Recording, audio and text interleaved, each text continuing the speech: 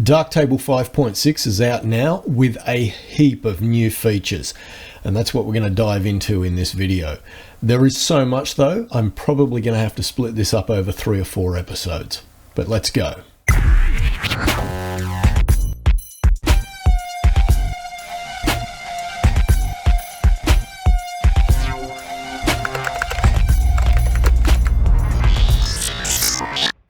Hi and welcome to episode 167 of Understanding Darktable. Before you ask, the Balkans were amazing. Absolutely loved it. But I'll tell you about that later. Right now there is so much new stuff in Darktable 5.6, and obviously the thing that everyone's excited about is the new AI tools. I'll reserve judgment. I'm not sold yet. But let's dive in. Darktable now includes an AI subsystem. These tools are not turned on by default. Thankfully, the devs have left that decision in the hands of the user, and for that I am eternally grateful.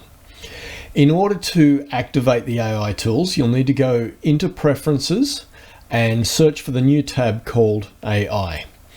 Click the little box that says Enable.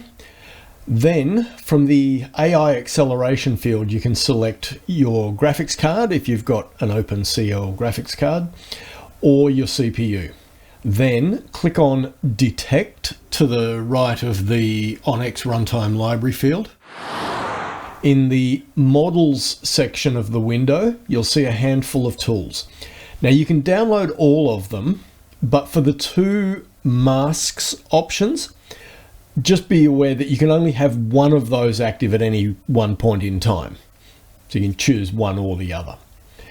Once you've selected the models you want, click on Download Update Selected. After downloading is complete, make sure to tick the Enabled column for the tools you wish to have access to. For now, we're going to leave the AI features there because I'm going to be covering the rest of it in forthcoming videos. In the UI UX improvements section, number 1, the crop module now shows you the crop aspect ratio as well as the cropped dimensions according to the crop that you are about to execute. Number 2, added the ability to pin any image from the film strip in the darkroom view in the second darkroom window. Images can be pinned directly from the second window via drag and drop from the film strip or via keyboard shortcuts. And 2 new actions have been added: toggle pinned state for currently developed image and pin current image in second view. Number 3, you can now switch between a point color picker and an area color picker directly on the canvas just using control click. When moving or copying pictures from a collection, we switch to the target collection only if we did not change manually to another collection during that move or copy process, and the current collection is now empty in the case of moving pictures. I'm blanking here. How do you move images from one collection to another? I must admit that's not something I've ever thought of doing, and it's probably something I've been aware of in the past and have just completely forgotten about it because it's not a feature I use. So if someone can demonstrate that to me or shout out in the comments as to what I'm missing, that would be fantastic. Thank you. In the performance improvements, there's really not much that I can show you other than what it says in the release notes. Number 1, increased performance for openCL guided filter by internal tiling. Number 2, increased performance of the blurs module for both CPU and openCL code paths for large radii, which made it possible to increase the Gaussian blur's maximum radius from 128 pixels to 256. So if you're someone who uses the blurs module a lot and you use it for large areas of your image, that might come in handy.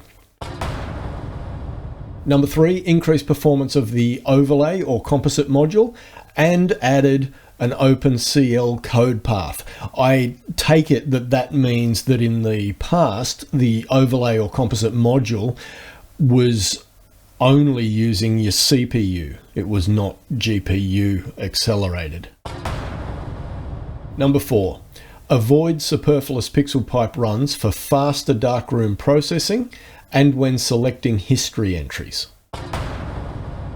And number 5, improvements to the mask distort efficiency via incremental caching and reduced malloc/free cycles. Whatever that means, I have no clue. Moving on to the section called Other Changes. Added 2 apertures, f0.95 and f1.2, to the aperture section of the presets dialog. Number 2, added Canon automatic lighting optimiser support for CR3 formatted images. Number 3, added PNG support in 8 and 16-bit variants for external raster masks. Now, I have to say, I've not had any luck getting this to work. If I jump over to an image here, I have created a couple of test files, and we'll just pull up my external raster masks module, point it to my raster masks folder, and these are the 2 test files that I've created. Now, the one that's stored in PNG format is very small. It's only 29 kilobytes. So I don't know if I'm doing something wrong there. I have saved it with alpha transparency, but it will not do anything to show me what that mask is meant to look like.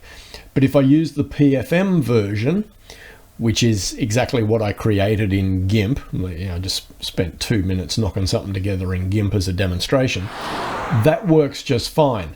So if I was to now go to, say, color balance RGB, and we'll just do a complete desaturation, we go to the raster masks option, we go to the raster mask, use the external raster mask, and now you can see that that PFM file has been applied to this color balance RGB module as we would expect it to be. But for some reason, I cannot get the PNG version to work. So if I go back to here and select the PNG, it just does not work. So obviously I'm doing something wrong. Devs, if you can point me in the right direction, I'm all ears. Sing out in the comments or flick me an email, whatever. I'm sure there's more to it than I'm aware of. Number 4, removed Neo for Intel and POCL openCL drivers from the blacklist. The AMD app driver has been added to the blacklist because it hasn't been supported by AMD for 10 years. Alrighty, I am not going to cover the bug fixes because I figure you can just go and read those in your own time because they're not particularly exciting. And as far as covering the new features, that is going to do it for this episode. The Balkans were amazing. Absolutely amazing. We visited 5 countries in 2 weeks. Italy, Slovenia, Croatia, Bosnia and Herzegovina, and Montenegro. And everywhere we went was amazing. I loved it photographically. The people were fantastic. The food was fantastic. The boat trip we did for the last week was awesome. Just island hopping up the coast of Croatia from Dubrovnik to Trogir. And it all went by in a flash, as it always does when you go on holidays. But yeah, just fantastic. Absolutely loved it. And Kath is very keen on going back to the Balkans, as am I. All right, guys, I will leave it there for this one. Any questions, comments, please sing out down below, and I will catch you in the next one.